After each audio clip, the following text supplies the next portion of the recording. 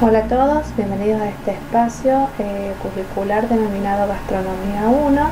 Soy la profesora Verónica Mercado y conmigo van a desarrollar en este primer cuatrimestre esta materia, una materia cuatrimestral que como bien les explicaba la semana pasada en el Classroom, es una materia que va de la mano con la gastronomía práctica desarrollada con el profesor Agustín.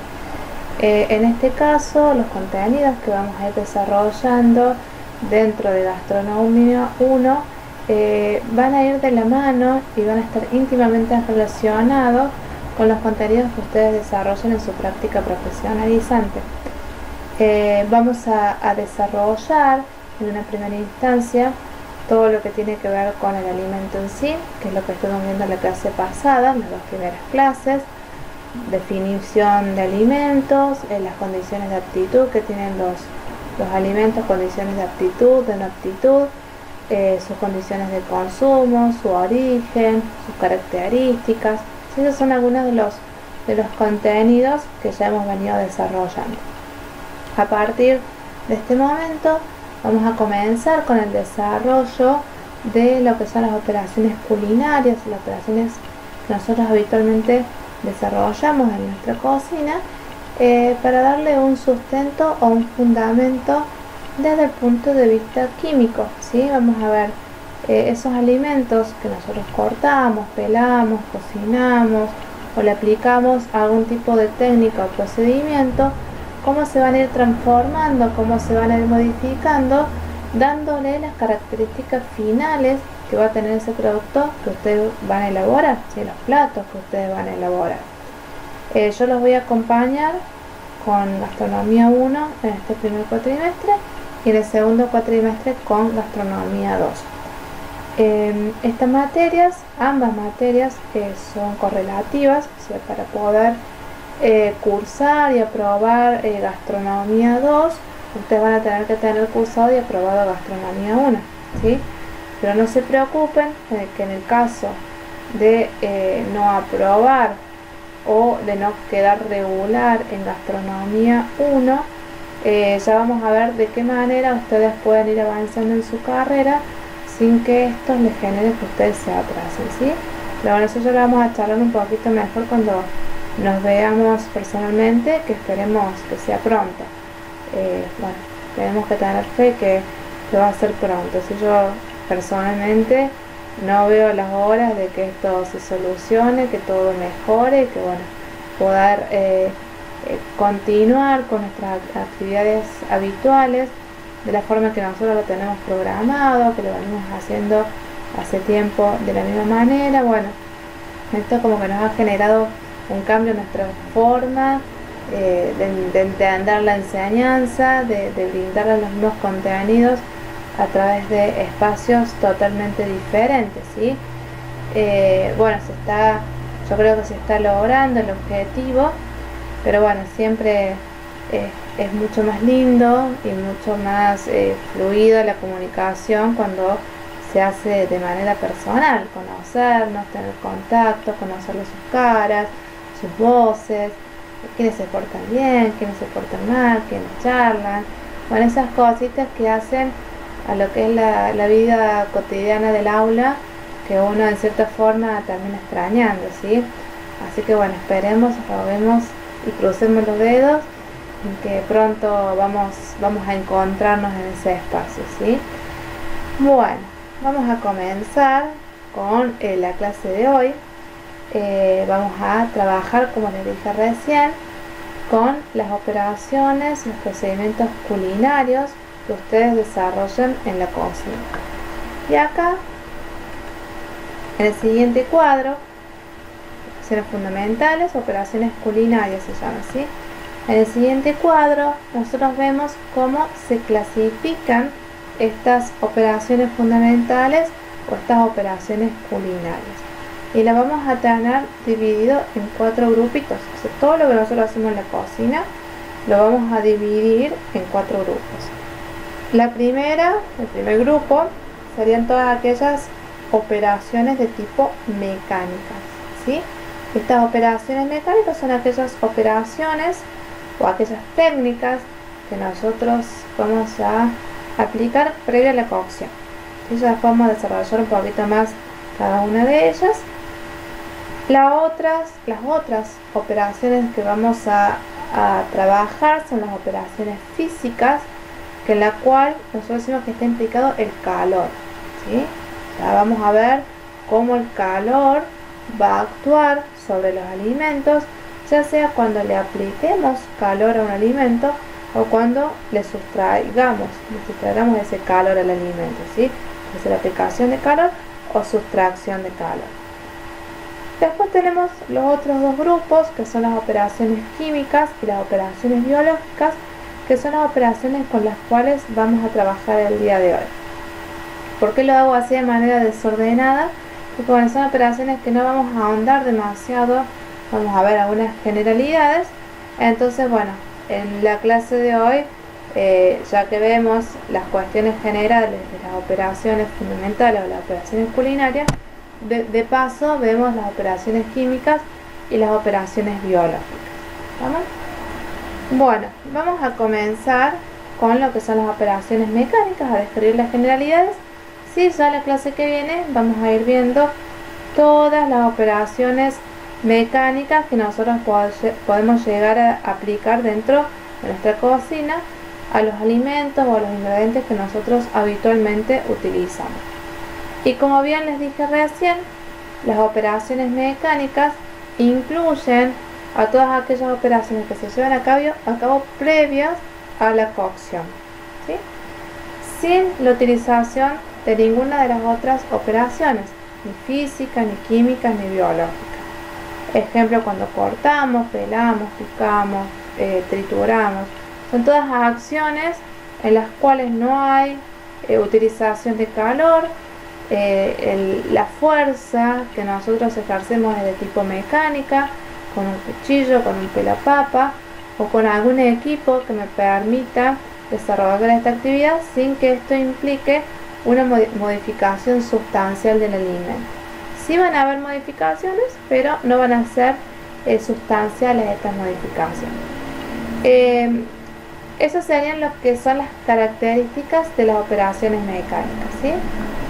Después, como bien les había dicho recién, viene lo que serían las operaciones físicas, que eso ya va a ser otra clase. O sea, la clase que viene vamos a ver operaciones mecánicas, y la siguiente clase, que si Dios quiere nos vamos a encontrar en el instituto, lo vamos a desarrollar lo que son las operaciones físicas, ¿sí?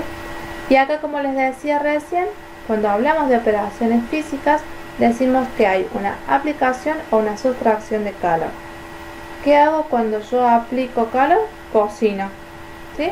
Y cuando yo sustraigo calor, lo que estoy haciendo es enfriar o congelar.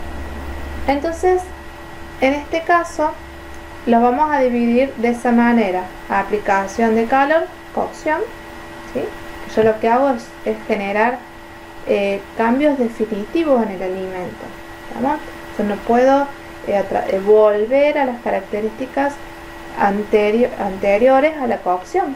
Si yo cocino una carne, por más que haga lo que haga, no puede volver la carne a estar en su estado previo, ¿sí? A estar como si estuviese cruda. Diferente es cuando nosotros sustraemos calor. Y cuando hay sustracción de calor, podemos lograr que el alimento vuelva a su estado anterior, ¿sí? Entonces es algo temporal, o es un cambio temporal que se puede revertir bajo diferentes técnicas o procedimientos. Acá, cuando desarrollemos todo lo que son operaciones físicas, bueno, vamos a ver todas las técnicas, todos los cambios físicos que ocurren en los alimentos, todos los métodos de cocción, los tipos de cocción, transferencias de calor, y ahí vamos a clasificar todo lo que hacemos en la cocina aplicando calor. Bueno, vamos a clasificarlo y le vamos a dar una caracterización, ¿sí?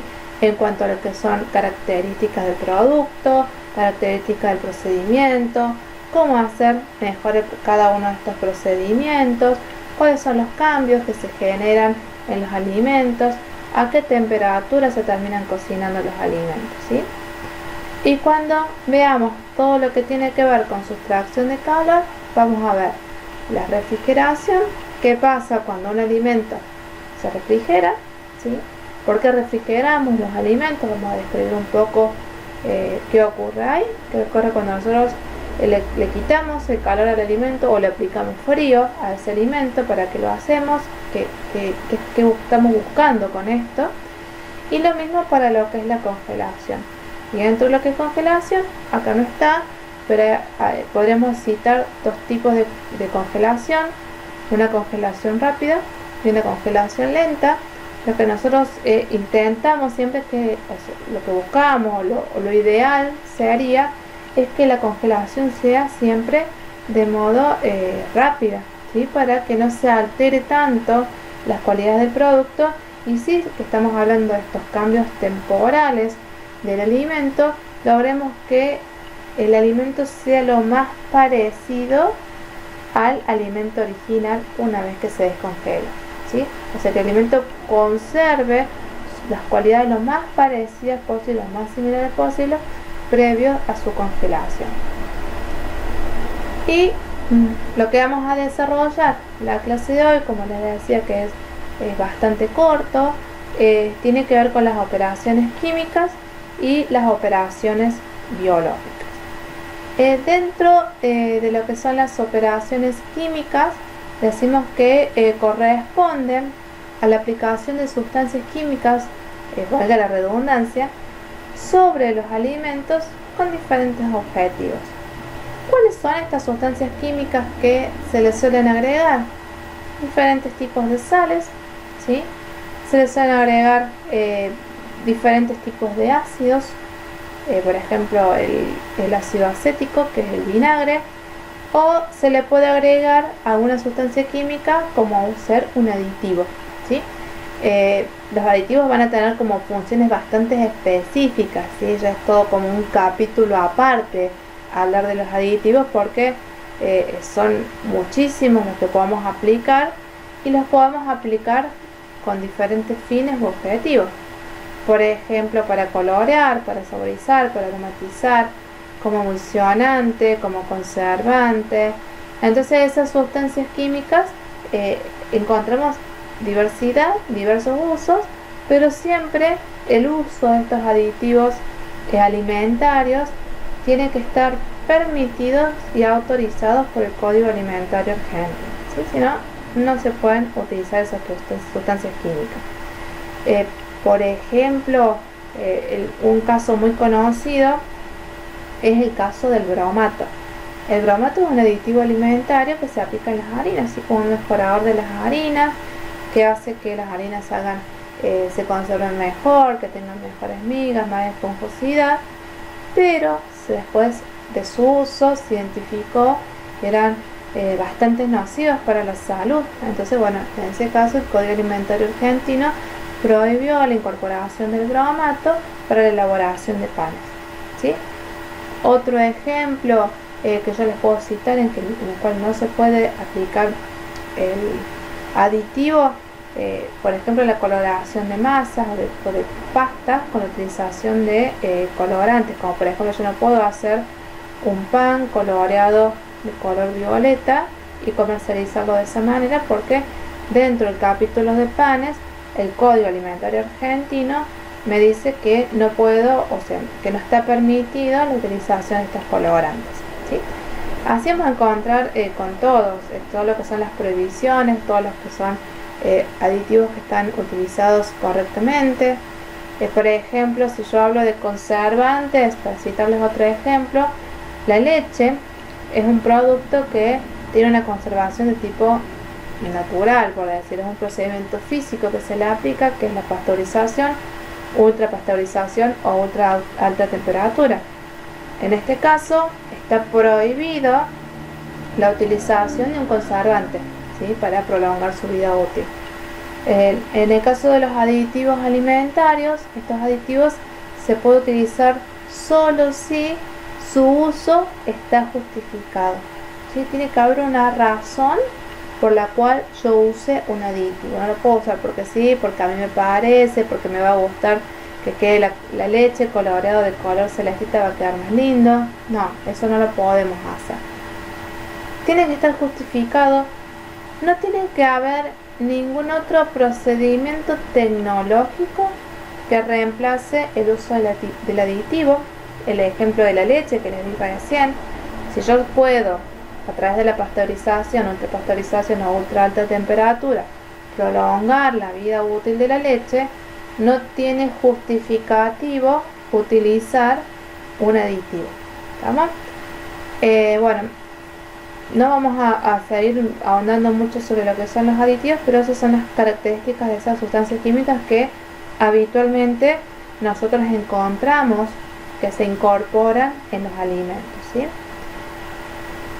¿Para qué se usan las operaciones químicas? Bueno, yo acá se las dividí en 4 grandes usos. Podemos hacer como subusos diferentes, pero bueno, se las dividí como para organizar un poco mejor toda la información con relación a estas operaciones químicas. Se las dividí en estos 4 grupos. Una como conservante de alimentos, ¿sí? Yo puedo utilizar sustancias como la sal y el vinagre, como dice acá, con el objetivo de que este alimento se conserve por más tiempo. Entonces vamos a describir cómo actúan estos dos componentes como conservantes, ¿sí? Son alimentos naturales, son ingredientes naturales. Acá podríamos agregar los aditivos alimentarios, los conservantes, ¿sí? Otros de los fines con los cuales se usan las operaciones químicas tienen que ver con la modificación del sabor. Nosotros, a través de la incorporación de las sales, lo que estamos haciendo es utilizar esta sustancia con el objetivo de no solamente de modificar el sabor propio del alimento, sino con el objetivo de resaltar los sabores los sabores propios que tiene ese alimento, ¿sí? Aumentar la esponjosidad, y acá aparecen los polvos de hornear, la harina leudante que tiene polvo de hornear, que lo que va a buscar es, a través de un amasado, un batido que yo hago, que aumente el volumen de esa masa, ¿sí? Cambiar el pH de un alimento, y esto se usa con el objetivo de acidificar leches, por ejemplo, que ya vamos a ver bien qué pasa acá, ¿sí? Qué pasa con la leche y por qué se usa. Podemos utilizarlo también, por ejemplo, el texto del cambio del pH para cuando nosotros hacemos empanadas árabes. Vieron que le ponemos juguitos de limón. Con ese juguito de limón, lo que hace al modificar el pH de esa preparación, cambia la estructura del alimento y hace que, bueno, que se coagule su proteína y cambie el aspecto de ese alimento, ¿sí? Como conservante, digamos, como con fines de conservación de los alimentos, podemos, como les dije hace un ratito, agregar sal, ¿sí? Ya sea porque hagamos una salazón, como tenemos acá un pescado conservado en sal, o hagamos una salmuera. ¿Qué diferencia encontramos con esto? Una salazón es seca y una salmuera es húmeda, ¿sí? ¿Qué objetivo tiene esto? El tema del agregado de la sal. Como bien nosotros sabemos, la sal es higroscópica, ¿sí?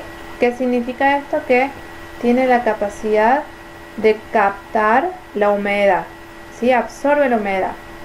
Vieron que por ahí nosotros dejamos la sal fuera de la heladera cuando los días están muy húmedos y se nos humedece la sal, ¿sí? Justamente porque lo que va a hacer la sal es captar la humedad. Entonces, ¿qué objetivo persigue esto de que nosotros le agreguemos la sal con esto de que capta la humedad del alimento? Lo que produce es una deshidratación superficial del alimento, ¿sí? Se va a deshidratar o va a absorber la humedad del alimento, superficial e intrínseca también. Por ejemplo, nosotros agarramos, como figura en el gráfico acá, un pescado, lo tapamos en sal y el pescado se va a deshidratar. Eso sería, por ejemplo, cuando se transporta el bacalao. Vieron que el bacalao en las pescaderías o en los supermercados se vende totalmente seco y cubierto en sal, ¿sí? Después uno lo hidrata y elabora el bacalao. Bueno, eso justamente el objetivo que tiene es absorber esa humedad para que el producto no se descomponga. Y la salmuera ocurre exactamente lo mismo, son soluciones hiperosmolares que se llaman, tienen una alta carga de sal, ¿sí? Alto contenido de sal, para que lo entendamos de una manera, ¿sí? ¿Qué pasa en ambos casos? En el primer caso dijimos que se deshidrata y al no haber humedad en ese alimento no pueden actuar ni las propias enzimas del alimento ni pueden actuar los microorganismos que están en el ambiente, ¿sí? Entonces ese alimento se va a conservar por mucho más tiempo. Si no hay humedad, no hay agua, el producto se va a deshidratar y no va a permitir que se desarrollen los microorganismos. Para que puedan desarrollar los microorganismos necesitamos humedad, ¿sí? Humedad, agua, sobre todo las bacterias, ¿sí? Bacterias, hongos, parásitos. Y en el caso de la salmuera, lo que al tener una solución hiperosmolar, lo que estamos logrando es que si bien hay agua, por ejemplo en las aceitunas, ¿sí? Cuando nosotros compramos aceitunas están conservadas en salmuera. Si bien tienen agua, las aceitunas tienen humedad, esa humedad no está disponible para los microorganismos.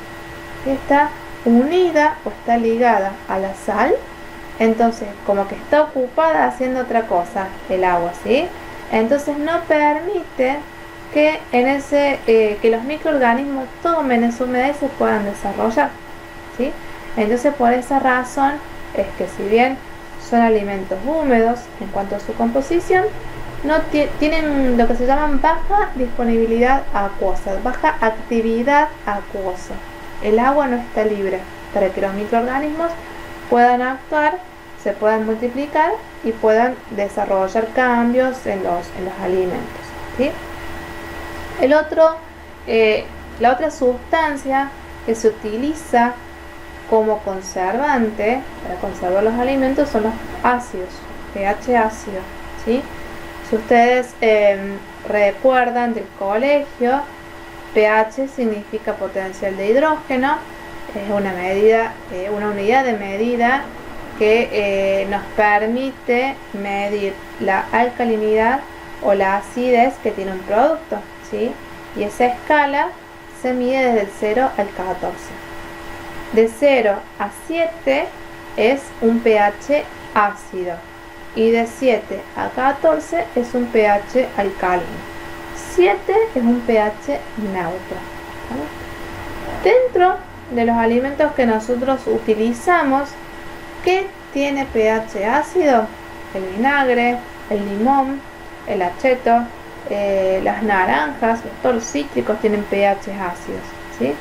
Y dentro de lo que nosotros utilizamos como alimentos o ingredientes, podemos decir que el bicarbonato tiene un pH alcalino y neutro el agua, ¿sí? Esos serían algunos ejemplos para que ustedes entiendan. Mientras más ácido sea un alimento, menor probabilidades vamos a tener que en ese alimento se desarrollen microorganismos, ¿sí? Mientras más cercano a 0, o sea, si bien nosotros prácticamente no encontramos alimentos con pH 0, pero lo más cercano a 0, que tengan 3, 4, 5 de pH, estamos logrando que ese alimento se conserve, ¿sí? No se alteren sus cualidades y se conserve por más tiempo, porque los microorganismos no resisten estos pH, no resisten la acidez, ¿sí? Es como que se coagulan con la acidez, entonces no pueden multiplicarse, se mueren directamente los microorganismos, ¿sí? Hay algunos que sí resisten pH ácidos, pero bueno, son algunas excepciones. Por ejemplo, si ustedes se fijan, yo les dije que el limón tiene un pH ácido, que el vinagre tiene un pH ácido, pero encontramos muchas veces que el limón se lo llena de hongos, ¿sí? Que la naranja se llena de hongos, que en la superficie de los vinagres podemos encontrar hongos blancos, ¿sí? Entonces, bueno, la excepción en este caso sería el hongo. El hongo puede desarrollarse aún en pH bastante bajos. Y, por ejemplo, en el caso de algunos Clostridium también son un grupo de bacterias, también resisten pH bastante ácidos, ¿sí? Que después, bueno, ya cuando tengamos bromatología lo vamos a ver un poquito mejor. Y el uso de aditivos que se usan como conservante de los alimentos, que como les dije recién, tiene que estar justificado su uso. En algunos casos tiene que controlarse, no en algunos casos, siempre se tiene que controlar la cantidad de aditivos que se le agregan, que tienen que estar también nomenclados por el código. Yo no puedo agregar lo que a mí me parece, sino que lo que yo adiciono tiene que estar contemplado por el código. Eso es el uso, las operaciones químicas con el objetivo de conservar los alimentos. El otro uso que se le da a las operaciones químicas tiene que ver con la modificación del sabor, la utilización de la sal. Es un poco lo que estuvimos hablando recién. Nosotros, imagínense tomar una sopa sin sal, ¿sí? O comer pan sin sal. Directamente, no es que no le sentimos gusto a nada, nosotros estamos acostumbrados a que nuestros alimentos contengan sal, ¿sí? Si nosotros dejamos de consumir sal, con el tiempo vamos a empezar a percibir mejor estos sabores, a reconocer un poco mejor el sabor propio de los alimentos. Pero hoy en día la mayoría, supongo, consume con sal, aunque sea con un poquito de sal, y bueno, es el sabor que nosotros reconocemos de los alimentos. La sal, aparte de incorporarle sabor a la preparación, es un resaltador del sabor, ¿sí?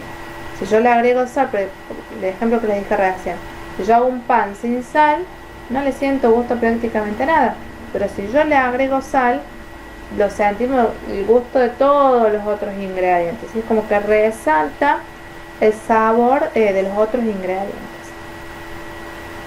Eso es con el objetivo de modificar el sabor. El otro caso es el agregado de productos químicos con el objetivo de lograr esponjosidad, aumentar el volumen de una masa, de una preparación.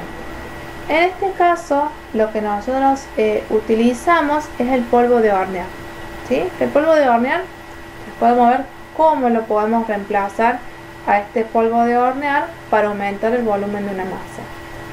El polvo de hornear resulta de la combinación de dos sustancias, ¿sí? Una ácida y una alcalina.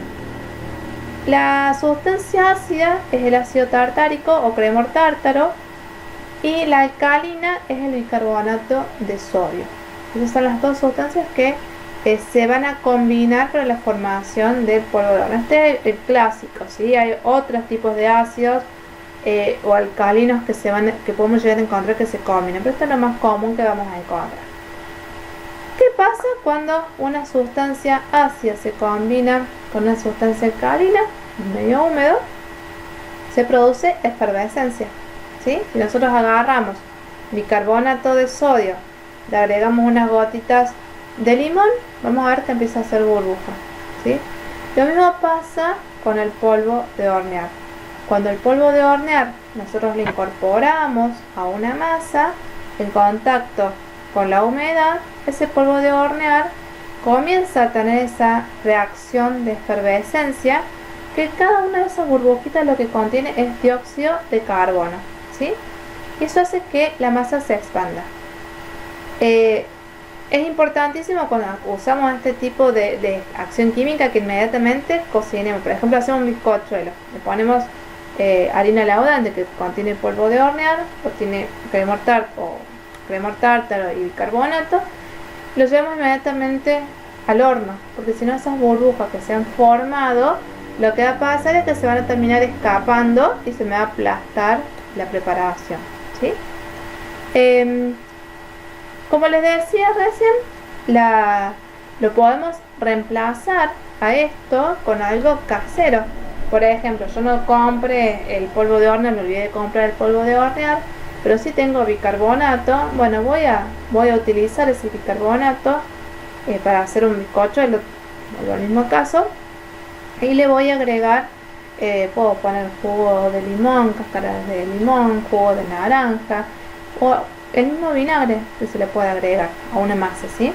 Entonces de esa forma logro el mismo efecto de lo que sería un polvo de hornear, ¿sí? Entonces la combinación del ácido y el alcalino me van a formar un gas carbónico, que ese gas carbónico va a hacer que aumente el volumen de la masa. Ya después, cuando en la segunda etapa veamos todo lo que tiene que ver con amasados y panificación, vamos a entender por qué aumenta el volumen de esta masa con estas burbujitas que se forman en el interior, ¿sí? Esas burbujitas que les dije recién que se quieren escapar. Bueno, todo eso tiene que ver con que aumente el volumen de lo que yo estoy elaborando.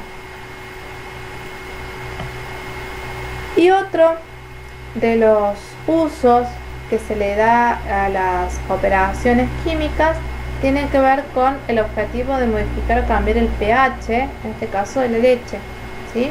Yo puse el ejemplo de la leche, pero yo, como les dije recién, en la comunidad árabe hay un plato que se llama kepi, que en muchos lugares lo consumen crudo, ¿sí?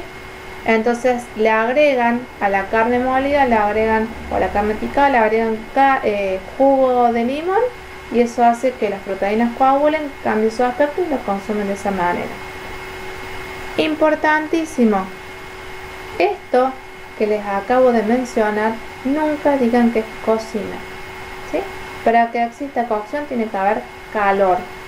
El jugo de limón no me va a cocinar la carne, va a modificar su estructura, su proteína, ¿sí? Va a modificar sus características físicas, pero no me va a cocinar la carne. ¿Por qué? Porque si yo hablo de cocinar la carne, significa que he agregado calor y si había algún microorganismo en su interior, ese microorganismo se murió. Si esta persona que hace un kepi y compra carne molida en una carnicería de dudosa procedencia, malas condiciones de higiene, y tiene algún microorganismo y le agrega el jugo de limón, el microorganismo va a sobrevivir porque no es tan ácido el pH como para que se muera el microorganismo, ¿sí? Entonces es peligroso hacer esto, ¿sí? Por esa razón es que les aclaro esto, porque he escuchado muchas veces que me dicen: yo le cocino a la carne con el jugo de limón. No hay cocción porque no hay calor, ¿sí? Y en el caso de la leche, no sé si ustedes habrán probado alguna vez de agregarle jugo de limón o vinagre a la leche, ¿sí? Se termina cortando, se termina cuajando, ¿sí? Igual que cuando nosotros dejamos la leche a temperatura ambiente, nos olvidamos la leche, la dejamos un par de días fuera de la heladera, cuando la vamos a buscar está cuajada. En el caso de la leche que me olvidé fuera de la heladera, está cuajada porque las bacterias propias de la leche que han sobrevivido al proceso térmico de pasteurización se alimentan de la lactosa de la leche y forman ácido láctico. Ese ácido láctico también me va a acidificar el medio, me va a bajar el pH y me va a coagular las proteínas. Así se hacía antes, por ejemplo, la ricota, ¿sí? En el campo, por ejemplo, seguramente alguien será de zonas rurales o conocerá un poco más. Para hacer la ricota, a la leche la dejaban tibia y la dejaban fuera de la heladera toda una noche o 2 días, y después se cuajaba, filtraban eso y así hacían la ricota. Un procedimiento que hoy sabemos que es bastante peligroso hacerlo así. ¿Cómo se reemplaza todo esto que es peligroso de hacer de esta manera? Con el agregado de alguna sustancia ácida, puede ser ácido acético o ácido cítrico. A la leche se le agrega el ácido cítrico o el ácido acético, y en este caso las proteínas van a cambiar su estructura y van a coagular. Y se coagulan las proteínas y posteriormente se filtra y voy a obtener de igual manera la ricota. Y en algunos casos hay personas que por razones médicas no pueden digerir las proteínas. Como bien ya vimos hace un ratito en nutrición, en el estómago el ácido clorhídrico lo que hace es activar las enzimas gástricas y coagular las proteínas para su digestión. Ahora hay personas que tienen hipocloridria, que se llaman, que tienen bajo pH, o sea, bajo digamos, formación o secreción de ácido clorhídrico, entonces necesitan una ayudita externa. Para eso lo que se hace es agregarle ácido, en este caso a la leche. Entonces se coagula la leche y puede ser más fácilmente atacada por las enzimas gástricas, ¿sí? Y mejora radicalmente en este caso su digestibilidad. Bien, y por último, dentro de las operaciones biológicas, vamos a ver que la principal operación biológica que ocurre en los alimentos es la fermentación. Acá, bueno, estamos, lo que nosotros habitualmente utilizamos es la fermentación con un hongo, que es la levadura, para la elaboración de pan, hablando de nuestra cocina. Hoy en día, con el surgimiento de todo lo que tiene que ver con las cocinas naturales, veganas, orgánicas, vamos a ver que se están implementando nuevos procedimientos o procedimientos viejos, pero que los están como tomando nuevamente, que tienen que ver con estas fermentaciones.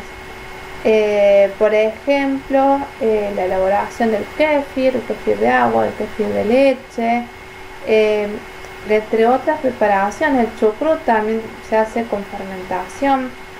Bueno, hay muchísimas fermentaciones que se están volviendo a estar en nuestras dietas o en nuestros hábitos alimentarios. ¿Con qué objetivo? En estos casos, lo que hace, estos procedimientos es obtener productos con un alto contenido de probióticos y prebióticos. Eso es bastante bueno y saludable para nuestra flora intestinal, ¿sí? Hay muchísimos fermentos que podemos llegar a encontrar, los kombuchas, otros, se están viniendo a la mente algunos de esos. El tepache son algunas de las preparaciones fermentadas que nosotros podemos hacer en nuestra casa y que hoy en día están bastante difundidas y bastante en boga. Está como que muy de moda el tema de fermentar, ¿sí? Porque nosotros sabemos que a través de los fermentos se obtienen muchos probióticos. También vamos a encontrar todo lo que es con hongos, la elaboración de todo tipo de panes, la levadura, que es lo que nosotros habitualmente utilizamos, la levadura que es una levadura cultivada, ¿sí? Ejemplo de levaduras no cultivadas, lo que es la masa madre, que también se usa con esto de que vuelven las formas de fermentación antiguas. La forma tradicional de hacer un pan o la forma primitiva de hacer el pan era a través de una masa madre, ¿sí? La masa madre también es una operación biológica, que ya no tenemos cultivados los hongos que se llaman Saccharomyces cerevisiae, sino que tenemos un conjunto simbiótico de microorganismos ambientales que van a actuar en el proceso de fermentación. Otros ejemplos con bacterias para la elaboración de yogur, para la elaboración de quesos, por ejemplo, son algunos de los ejemplos que podemos llegar a encontrar dentro de lo que son fermentaciones bacterianas. Lo importante que tenemos que tener en cuenta es que cuando hablamos de una fermentación, decimos que tiene que haber un hidrato de carbono, un azúcar simple, sobre el cual va a actuar el microorganismo, ¿sí? Sobre ese azúcar simple actúa el microorganismo, dando lugar a la formación de productos secundarios que lo que van a hacer es modificar las características propias de los alimentos. Por ejemplo, el queso. Eso no es que nada que ver, pero cambia totalmente las cualidades físicas que tenía la leche, que es el producto que en este caso les dio origen. Como dice acá, es un proceso catabólico de oxidación incompleta. ¿Qué significa catabólico? Es un proceso de ruptura de estructuras más grandes a moléculas más pequeñas, ¿sí? En general, cuando hablamos de fermentación, hablamos de procedimientos anaerobios que no requieren la presencia de oxígeno, por lo tanto no vamos a necesitar que en este procedimiento participe el oxígeno ni como producto ni va a dar lugar a la formación, digamos, de un producto secundario de oxígeno, ¿sí? Eso sería lo que es la fermentación, o sea, es un proceso anaerobio catabólico y que actúa principalmente sobre la glucosa. La glucosa entra en este proceso de fermentación, es atacada por las enzimas presentes tanto en la levadura como en los hongos, dando lugar a la formación de productos secundarios, ¿sí? Que van a generar cambios radicales en el alimento de origen. Es importante identificar que las enzimas, son estas sustancias proteicas, participan del proceso pero no forman parte del producto, ¿sí? Es decir, que son catalizadores biológicos, que una sola enzima puede intervenir en los procesos fermentativos de muchas sustancias, ¿sí? Hay diferentes tipos de fermentaciones. Esto no vamos a ahondar mucho porque lo vamos a trabajar más en el segundo cuatrimestre cuando veamos panificación. La fermentación alcohólica, que da como resultado la formación de alcohol etílico, siempre en el pan. La fermentación acética, que va a dar lugar a la formación de ácido acético, en el caso de lo que es la elaboración del vinagre. La fermentación butírica, que va a dar lugar a la formación de ácido butírico, por ejemplo cuando se hace manteca, ¿sí? La fermentación láctica, que da lugar a la formación de ácido láctico, que ocurre, por ejemplo, en la elaboración de yogur o de los quesos. El producto en este caso es el ácido láctico. Es importante destacar que las enzimas que participan en estos procesos son específicas, ¿sí? Actúan solamente sobre un sustrato y dan lugar a la formación de productos específicos.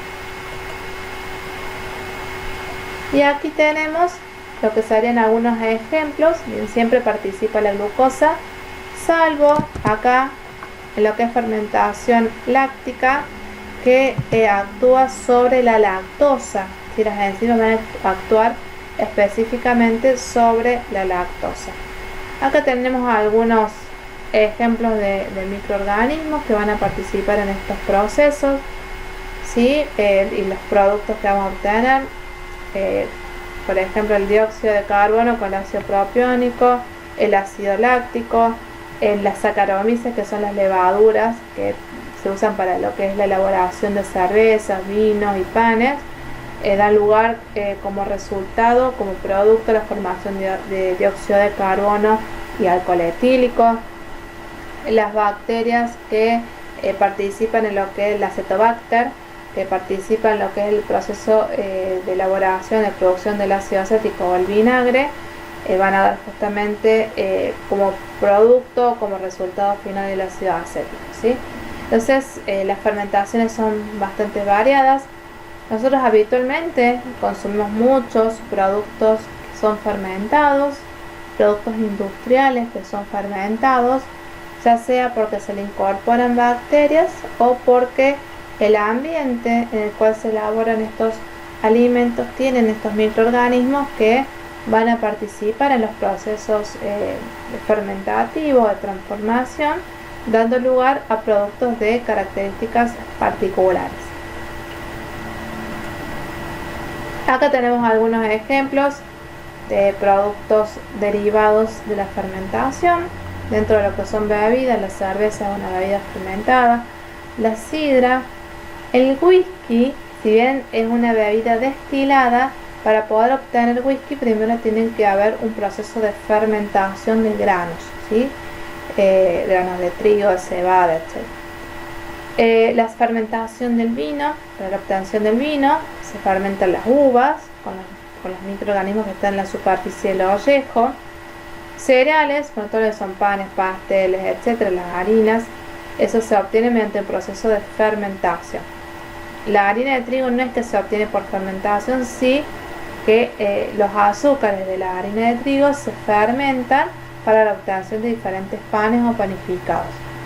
Vegetales, por ejemplo el cacao, las semillas de cacao se hacen fermentar, ¿sí? Para obtener el producto característico del cacao, ¿sí? Que después tiene otro tipo de proceso que ustedes lo van a ver en Gastronomía 3, pero bueno, lo que primero ocurre para la obtención del cacao es la fermentación de los granos, ¿sí?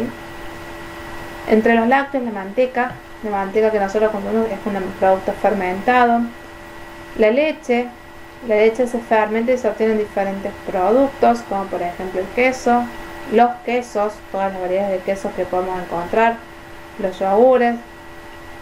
Las carnes y los embutidos sufren procesos de fermentación, los jamones curados, de cerdo, bueno, todos esos productos tienen en sí un proceso de fermentación que le van a dar las características finales al producto que posteriormente se va a comercializar.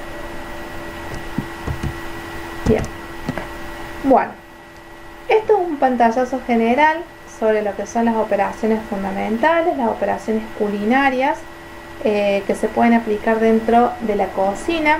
Vemos que son muchísimas las posibilidades que se nos presentan, diferentes las opciones que se nos presentan al momento de elaborar un plato, de elaborar un menú, ¿sí?